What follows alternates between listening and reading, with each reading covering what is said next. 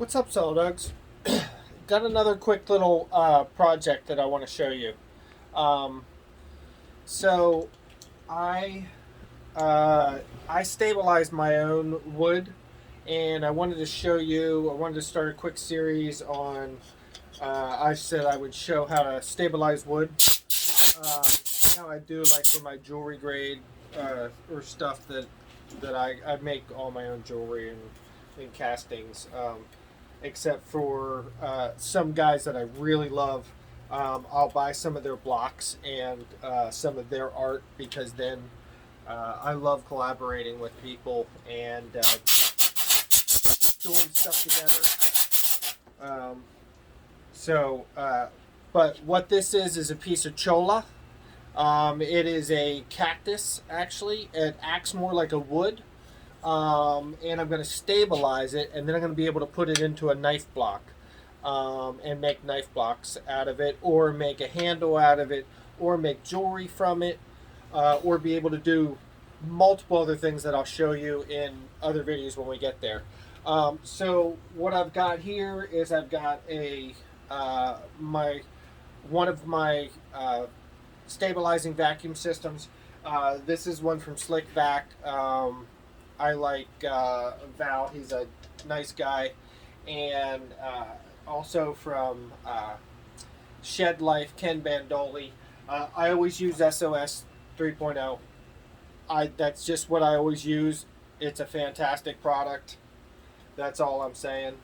Um, and and I've never had any problems with it. So here, what I'm doing is I'm cleaning out the tool. I'm trying to get all the dust, all the holes cleaned, and then what I'm doing is I'm taking my air gun, and I'm blowing out the holes, trying to get all the contaminants that I can out of it.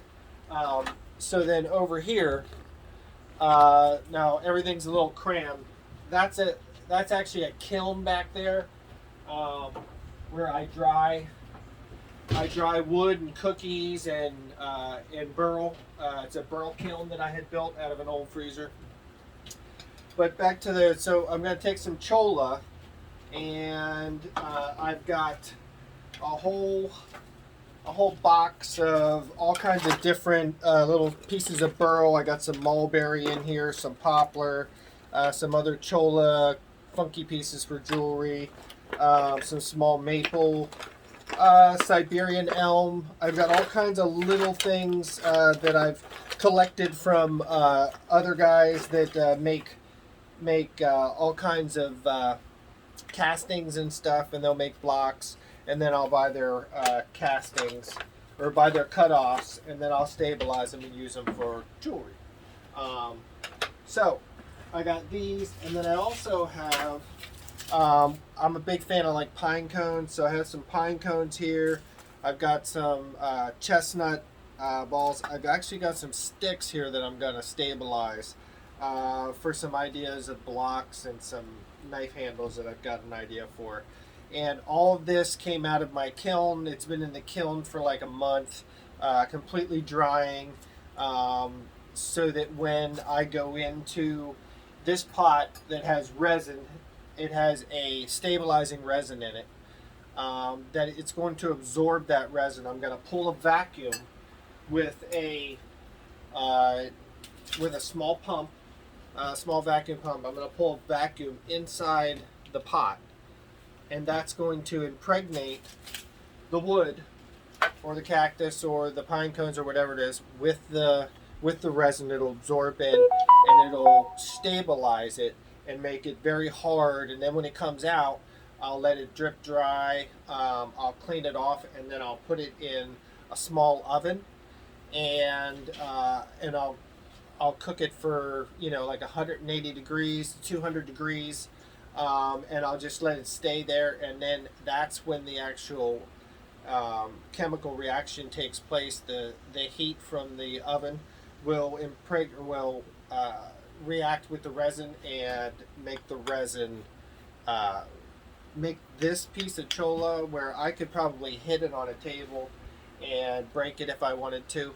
After stabilizing, this thing will be all the pores in it and the cellulite pores in it will be filled, and it'll won't produce any bubbles when I get ready to cast it for a knife handle or for jewelry, anything. I'll get no bubbles when I do the castings, and that's another series that we'll talk about.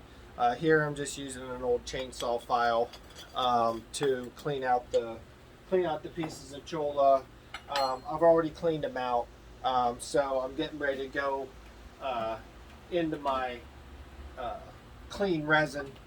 Um, so here I'm gonna go in with a couple pieces, and I'm gonna start with a bunch of cholla first, because a new friend of mine and I'm a big fan of bought some cholla off me, so I want to do some more for him in some different colors. I'm gonna put my little bundles of sticks in there.